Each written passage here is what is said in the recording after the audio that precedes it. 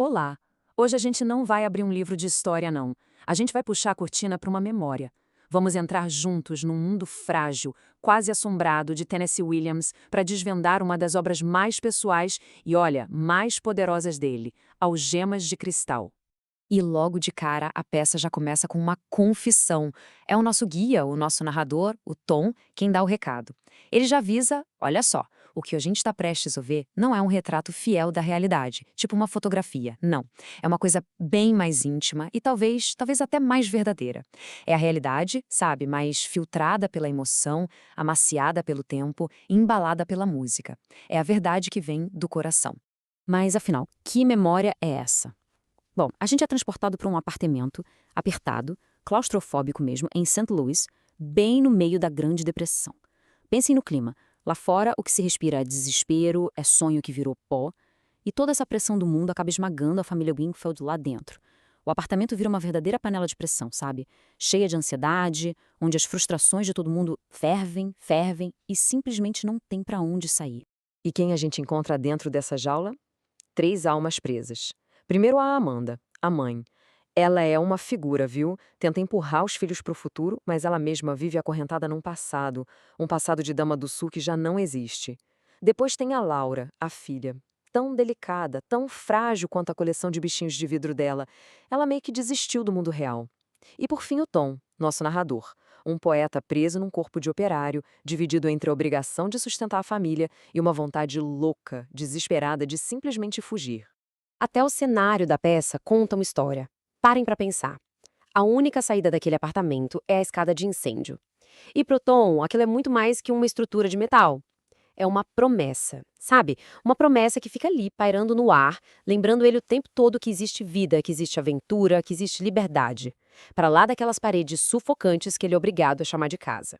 Aí fica a pergunta, né? Como é que se sobrevive a uma realidade tão dura, tão implacável? Bom, criando outra realidade. É exatamente isso que cada um da família Wingfield faz.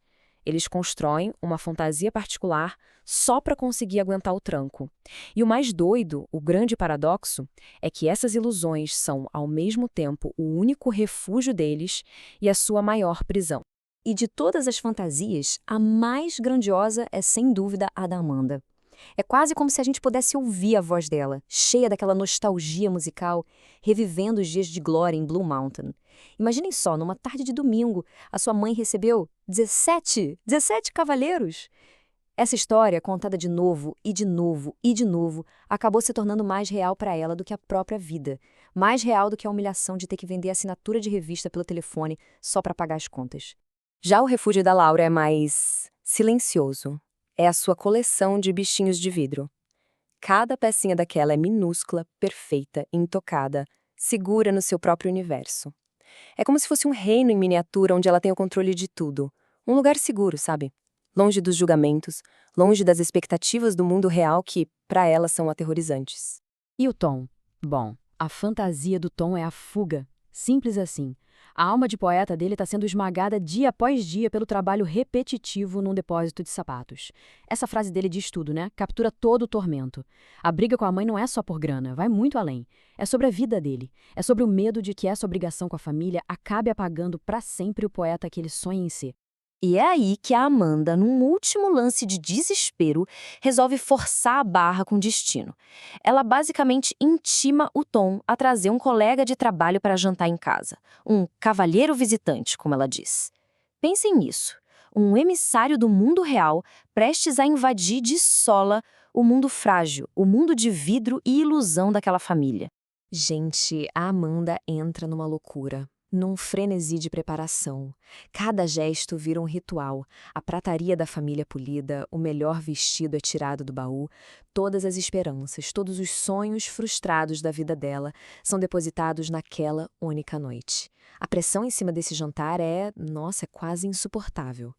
E é aqui que o destino resolve pregar uma peça daquelas. Porque o tal cavaleiro visitante não é um estranho qualquer. Não mesmo. Pro pânico, pro terror absoluto da Laura, quem aparece na porta é Jim O'Connor. Sim, ele mesmo, o garoto mais popular do colégio, o herói secreto das memórias dela. Naquele momento, o mundo real e o mundo dos sonhos dela estão prestes a bater de frente, e de um jeito espetacular. A noite chega e, com ela, mais um baque. A luz acaba. A energia foi cortada porque o Tom não pagou a conta. O apartamento inteiro mergulha naquela penumbra, iluminados só pela luz de velas. E o mais irônico é que é justamente nesse cenário, quase de mentira, que a Laura e o Jim são deixados sozinhos, num espaço que parece mágico, protegido da luz dura e fria da realidade. E ali no escuro, à luz de velas, uma coisa incrível acontece. O Jim, com aquela gentileza toda dele, começa a se conectar com a Laura. Ele se lembra dela e lembra até de um apelido que deu para ela na escola. Ela tinha tido pleurize, uma doença, e ele entendeu rosas azuis. Ele pegou a doença dela, a fragilidade dela, e transformou numa coisa poética, única. E é exatamente assim que ele parece estar vendo ela naquele momento. O Jim, com aquele otimismo dele que contagia, começa a falar sobre futuro, sobre autoconfiança. Ele não trata a Laura como se ela fosse estranha ou doente. Não. Pela primeira vez na vida, talvez, a Laura se sente vista como alguém especial. E aí, ao som de uma valsa que vem de algum lugar da rua, ele a convida para dançar. E por um momento, só por um momento, ela sai daquela jaula de vidro. É um momento mágico, não é?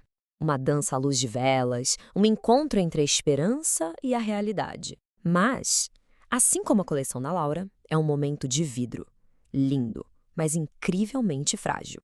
E está prestes a se chocar com tudo contra o chão duro do mundo real. E o choque vem, rápido. Enquanto eles dançam, eles esbarram na mesinha. E o unicórnio de vidro, a peça favorita da Laura, a mais especial de todas, justamente por ser diferente, cai no chão. O chifre se quebra.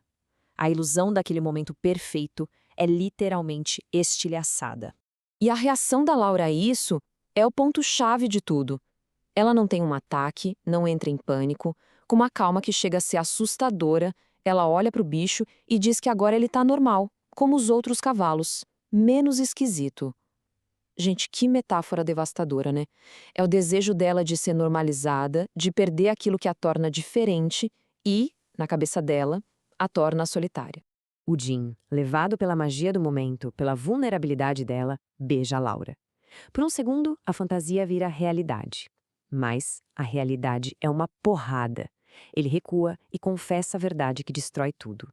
Ele está noivo. Vai se casar em breve.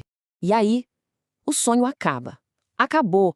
Num gesto final, cheio de uma dignidade dolorosa, a Laura pega aquele unicórnio quebrado, agora comum, sem o seu chifre, e entrega para o Jim, como uma lembrança. É o símbolo do próprio coração dela, partido. O símbolo de uma esperança que, uma vez quebrada, virou só mais uma coisa comum, como qualquer outra. E é assim que a memória do Tom termina. Logo depois daquela noite, ele finalmente faz o que sempre sonhou. Ele vai embora, some. Exatamente como o pai dele fez. Mas, como ele mesmo confessa no final, ele nunca escapou de verdade. A imagem da irmã, frágil como uma vela no vento, o assombra para sempre. E a peça nos deixa com essa pergunta, uma pergunta que ecoa. Depois que esses mundos frágeis que a gente constrói para sobreviver são quebrados, o que sobra da gente, afinal?